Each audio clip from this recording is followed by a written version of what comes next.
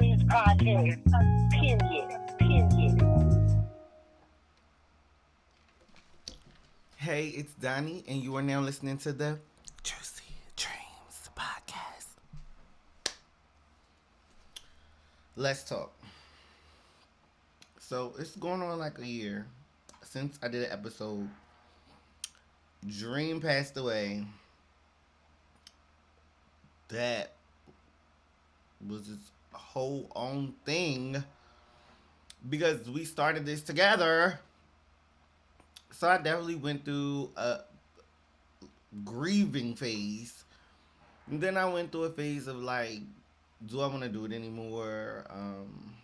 Did I want to rename it? Did I want to a lot of things? Did I want to talk about the same stuff? Do I need a co-host to help me? And I'll figure it out. I just feel like I got to a point of stagnation, and I don't think that that's what Dream would even want at this point. It's time to bust a move and do something. I have been wallowing. I've been bullshitting, and that's okay because I feel like the first step is acknowledging it, and then the second step is just getting up off your ass. And I'm not gonna act like even doing this video wasn't hard for me because I've been planning on doing this video for a long time. But I'm here now, and I just kind of want to just talk about like a little bit of what went on last year. I don't have a lot of topics to talk about as far as like, well, I do, but I don't have anything lined up or planned, so I'm gonna do other episodes. But for now, I just kind of want to catch up. Like, we just kind of need to talk. Like, I don't think anybody who really viewed the podcast really understands the gravity of everything that happened last year and why the podcast was not coming out. So, in March, I had a house fire. I was literally at a hotel at the time when I got the phone call that Dream passed. And I'm not even going to lie. We're going to keep it all the way fully funky, right? We're not going to sugarcoat it because it's been a year. It's time. It's time to talk. I suspected foul play. I really didn't. It left such a bad taste in my mouth. It was such a hard pill to swallow, first of all. And then I'm thinking about little microaggressions and little small things that I noticed around the people who she was with. So like before I'm finally knowing everything that's all going on, I'm just all in my thoughts and I'm angry and I'm thinking the worst, right? It wasn't that. But needless to say, the impact it was devastating. Like I still feel a way. Like it's so hard to describe it. It's just like in a void a little bit there because the part that people don't always talk about when they grieve is how that person, if the shoe was on the other foot, like if I was to have passed away and she was to have survived, she would be carrying my secrets. I carry her secrets. She took mine to the grave. Like it just it and then also I don't think I've experienced a loss like that. Like I lost my aunt and I lost my grandfather. I lost well both of my grandfathers. I've lost people, but to lose someone that was so interwoven into my everyday life, my tea, my secrets, the things that a pop up would never know. Like it's just so sad to know that I won't be able to have another conversation with her. And yeah, like it's jarring. Like it's don't even feel real. It's almost been a full year and I still just sit back and be like, ain't no way. And another reason why I feel like ain't no way is because she just was a good person that we had so many plans and goals and in the foreseeable future that was nothing foreseeable. And I don't I'm honestly I'm still grappling with it, but I feel as though I'm ready to speak about things and I want to reminisce. I want to talk about the good things. I don't want to just talk about how it sent me into a space where I was like, I don't know what to do. I wasn't on. I really wasn't doing anything but just really honestly getting drunk. So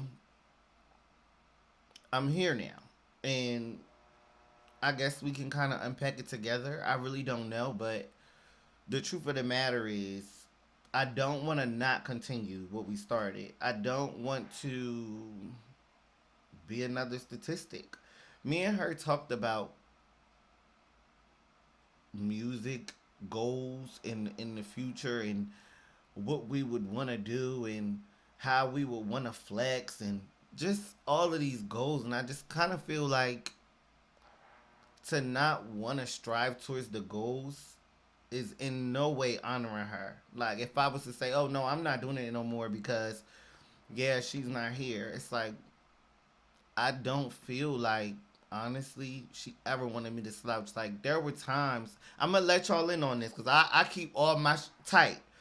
But I'm gonna tell y'all this: there was times when we got into arguments about the podcast. Life was happening, and I'm trying to work on a podcast to keep me in a mindset of a business, a mindset of I'm doing something. And she was facing life shit, and so she like, listen, you could do it by yourself. Like I'm not gonna feel no type of way if you do it by yourself. And I'm like, it's not a by myself thing. And she like, yeah, I get that, but like I don't know what you want me to tell you because I'm not gonna be able to make this particular thing shake. So with that being said, it was just like, damn sis, I'm like, you basically telling me you want me to do it regardless, but even still, me and you falling out because I'm like, well, I want you to da da da, and I want you to help me with this, and I want, and I'm sending her things that I want to talk about, and expecting for us to talk about it together, and she just like, listen, if I can't make it and I can't do these shows, I don't want you to not do a show because I'm not. You get what I'm saying? Keep it rolling, hold the fort down.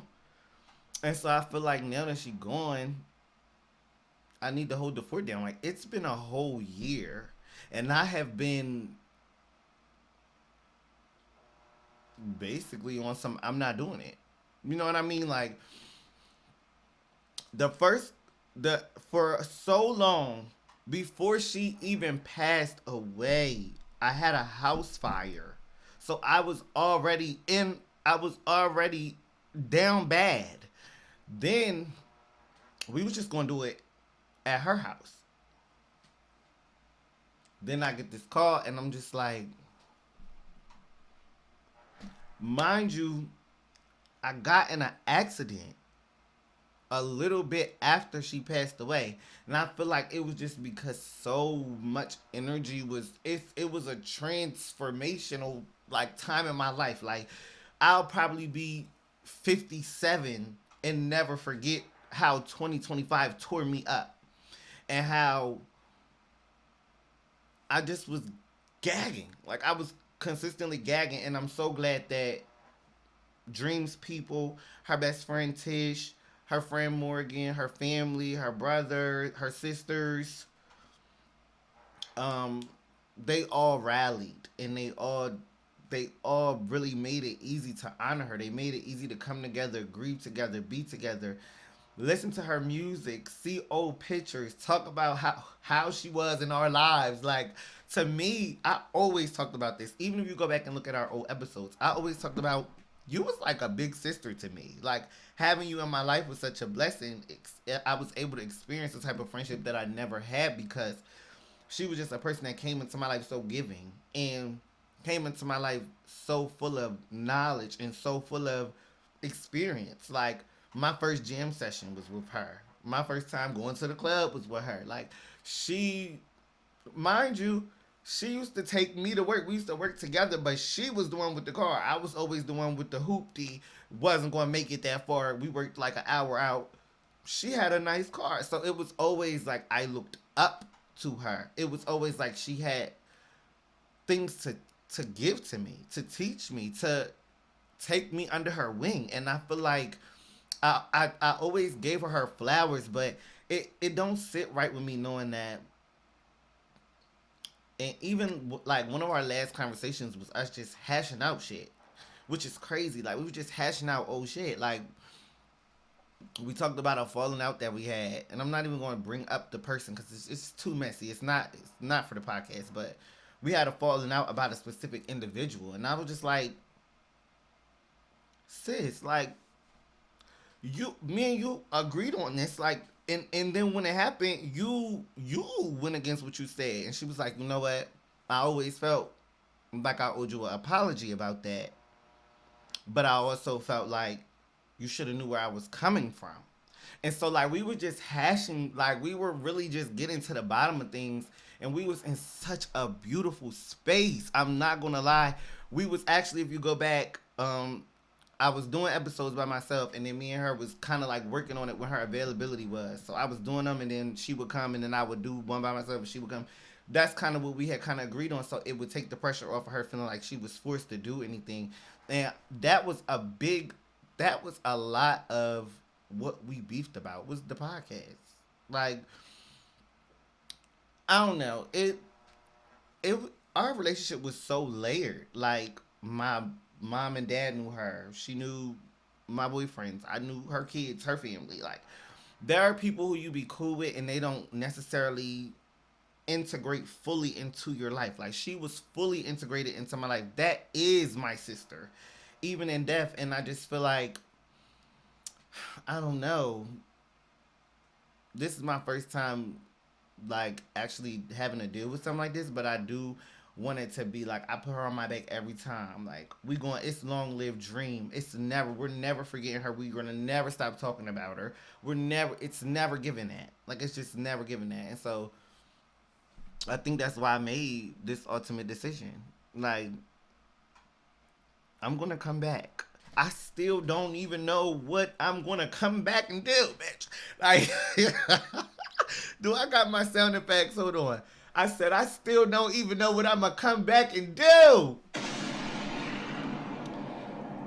But I'm back, and something is gonna get done. And I think, well, I don't even want to speak on anything prematurely because I just want to work on it. But I do have some ideas, and yeah. Also, another thing, I graduated last year. Like it's so last year was just full of things. Everything wasn't negative, but it was just jam packed, action packed. I wasn't able to catch a breath. I turned to the liquor because I'm just like, hold on. But you know, right now, I'm trying to formulate a plan because I think when life took that turn, I need to because that changed the trajectory of things. So I think I need to adapt to my new goals and new future plans and things like that. I'm cool with that, but it's intimidating. Like everything about it just feels like getting swept off your feet from being maybe like a who under Mayweather, like somebody what's the other one name? Canelo. Like being a Canelo, because you know Canelo is a respected fighter, but he ain't win all his fights. You understand? So it's like being a Canelo, you doing good, you having this winning streak, and then you just get swept again, and you kind of gotta build that courage to come back out and fight and build that strength and build. So I'm in that stage where I'm like, damn, I don't feel as powerful as I did 2024. I don't feel as powerful as I did before all of this loss happened and all of this sadness occurred. Now it's like I have to reblossom and rise from the ashes, you know? So I don't really know what to expect, but I'm doing it. We're going to do it. This is the beginning. And I can't even really speak too much more on what my other plans are because I don't want to ruin it. I want it to be like a surprise. Everybody like, oh, This is nice and yeah, yeah. But more content on the way. I'm about to roll up, smoke a blunt. I think my friends are supposed to be on the way, so I might get back on stream. But like, share, subscribe, leave me a comment.